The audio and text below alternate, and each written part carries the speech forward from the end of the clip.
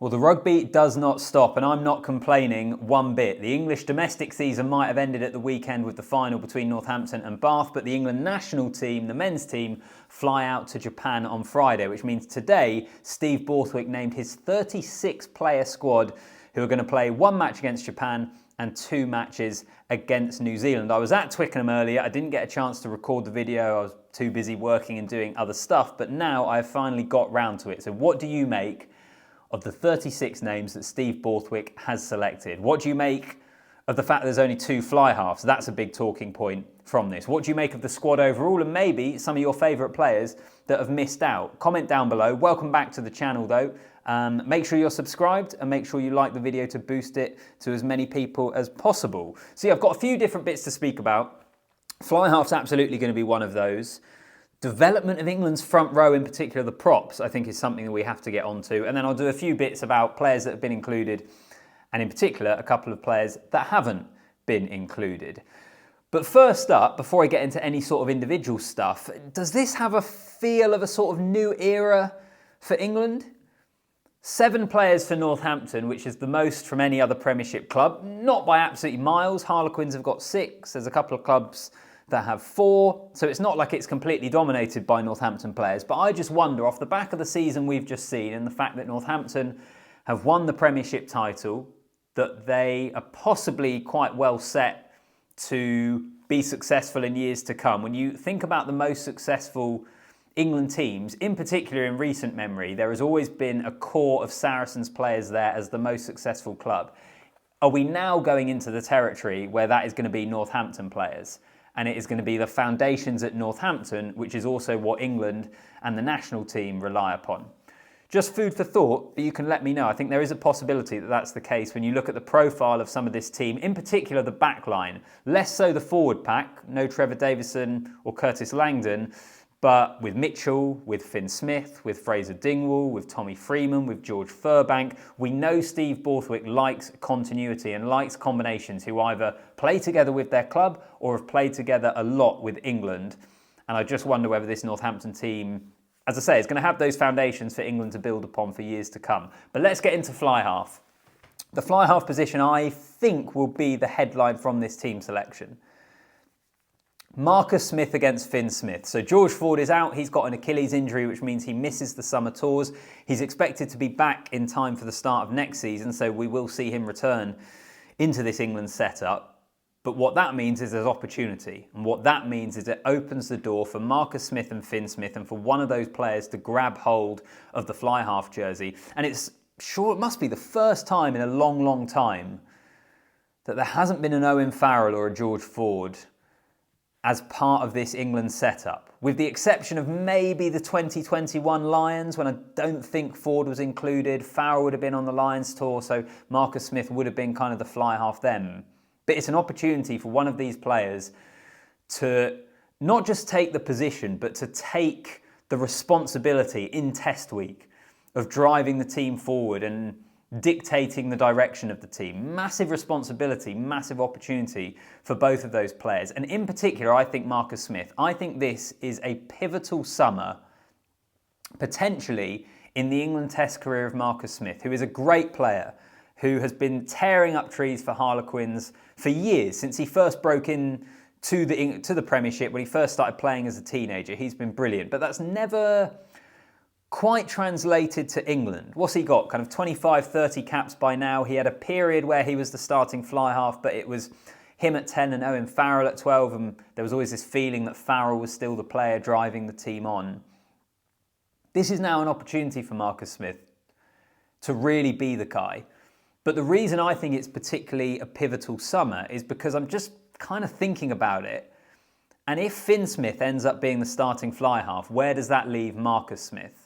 Does it resign him once again to maybe that 23 jersey where he can cover fly half, but we often possibly see him come onto the pitch at fullback? I think there's a chance of that, which I think is a shame, because I don't think Marcus Smith is a long-term option at fullback. And I think there's quite a compelling case, as good as Marcus Smith is, that Finn Smith is better suited to starting for this team at international level in terms of his all-round game. And as I say, I know what Marcus Smith brings to the game. I know the quality he has. But Finn Smith with his kind of passing game, bringing players into it, the combinations with some of those other Northampton players within this back line, I think there's a good chance that Finn Smith is the man that starts at 10 for England. And if that is the case, where does that leave Marcus Smith and his international future? I think it's an interesting question to ponder. I think they're both great players, and I think it could be Finn Smith that starts.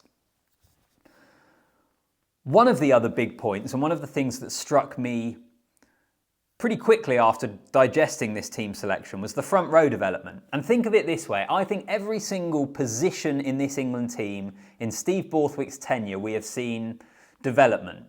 So if you look at the second row, I know Maro Itoje is still the starter, but we've seen Ollie Chesham come in, we've seen George Martin, there's been Dave Ribbons, there's been a number of other players that I think have come into that team and different names on the team sheet. If we look at the back row, whilst we've lost Courtney Laws, we've seen Ethan Roots come in. We've seen Chandler Cunningham-South come in. There's no more Billy Vunipola, but Ben Earl has stood up and is now an absolute, such a key figure in this team. Look at scrum half. No Youngs, no Danny Kerr now, but Alex Mitchell is, or was, the starting 9 in the Six Nations. Ben Spencer is there. Harry Randall has come back into the setup. There's been turnover. I've just been speaking about fly halves, where I think there's going to be a new face there. Maybe Marcus Smith might be there, it could be Finn Smith, but there's been development in that position. Centres with Ollie Lawrence coming through. The back three with Furbank, with Feyi-Waboso.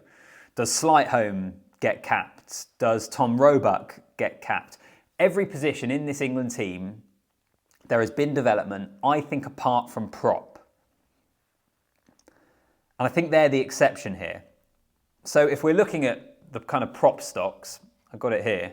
So loose heads, Finn Baxter, Joe Marler, Bevan Rodd, and then Dan Cole, Joe Hayes, Will Stuart on the tight head side. Finn Baxter is the obvious guy. He is the fresh blood. He is the new player coming in.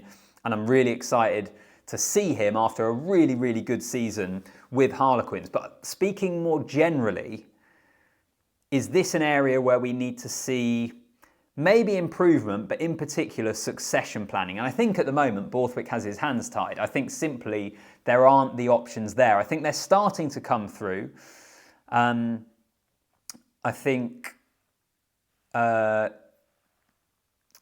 what's the guy's name at Sale, which I've had a complete mind blank. But Forjaw at Sale, Tariq Hafar as well at Northampton. Is it Northampton? My point is there are young players that have been in the England A team and in the under-20s, but aren't quite ready for the senior team. So I'm really intrigued to see how Finn Baxter goes, but I think Borthwick has had to say to Joe Marler and to Dan Cole that he needs them for this tour. And obviously Ellis Genge would have gone, but he picked up that injury on the final game of the season, so he would maybe be there instead of Marler, potentially. But I just think generally it's a position worth keeping an eye on for England, because for now you would say they're still okay. I think Joe Marler and Dan Cole are still playing at a level which, for the here and now and for this tour, they can absolutely do a job. But looking further ahead, where is the development and the succession planning for props for England? I think that's quite a key area. In terms of omissions, everyone's always got their favourites. I know the likes of Caden Murley might get mentioned. The most obvious one was Curtis Langdon, which is because he picked up that injury in the Premiership final. The interesting thing to note of that is the impression I got from Steve Borthwick today is it isn't a long-term injury. I think Curtis Langdon, whether it had been in a week or a couple of weeks, would have been fit, so maybe could have played a part in the tour. But Steve Borthwick wanted essentially a 36-player squad that, with their first training session this afternoon, were ready, or tomorrow, whenever it is, were ready to take part in training and ready to go. No one that was having to rehab, essentially. So I feel for Curtis Langdon, because on form, I think he's the biggest omission. He has had a brilliant season in the Premiership, and I would have loved to have seen him involved to see what he could have done, but he won't be there. Ted Hill is another one that people might mention. I think England in the back row, it's so competitive, particularly with the Curry brothers. Get on to Tom in just a moment. I mentioned Chandler Cunningham-South earlier, Ethan Roots, who was player of the match on his debut against Italy in the Six Nations. They do have good options at 6. Ted Hill would be a great option as well. It's maybe just a case of trying to fit everyone in. And speaking of inclusions, Tom Curry. So Tom Curry, in terms of the quality he is, I completely get why you have him there every single day of the week. But he's played, what, 30-odd minutes of rugby since the World Cup, which was coming off the bench in the Premiership semi-final for Sale, where he was brilliant, by the way. But he's had this really serious hip injury where he's had an operation. And Sale and Alex Sanderson have been pretty forthright in saying, if you take him on tour now, at some point it is going to take games off the end of his career. You have to be really careful with the way in which you manage him. And the suggestion being, don't take him on this tour. And I kind of get where they're coming from. I get where Steve Borthwick's coming from as well, because he wants all of his best players available. But given some of those back row options for England, would this have been a good tour, given the lack of rugby that Tom Curry has had, for him to stay at home, keep rehabbing, and then look to hit the ground running at the start of next season? The Premiership season starts in like mid-September. So it's a pretty long old summer that he could have really continued with that rehab and got himself in a great physical position. I can understand Sale's side of this. What it also highlights is the relationship between the RFU and the clubs, which they're hoping the new professional game partnership will come in and will improve. What this highlights to me is there are still issues, and I think there will continue to be issues going forward. So those are my kind of general thoughts. Rather than going through every single position, I wanted to pick out a couple of main talking points as I saw it. Put it in the comments if there's anything else that you want to get into. Maybe scrum half in particular. Does Mitchell keep his starting spot? Has Ben Spencer done enough based on form to get the starting spot instead? Where does Harry Randall fit in? Or any other positions, let me know. Make sure you like the video. Make sure you're subscribed to the channel as well. But I will leave it there, and I'll see you in the next one.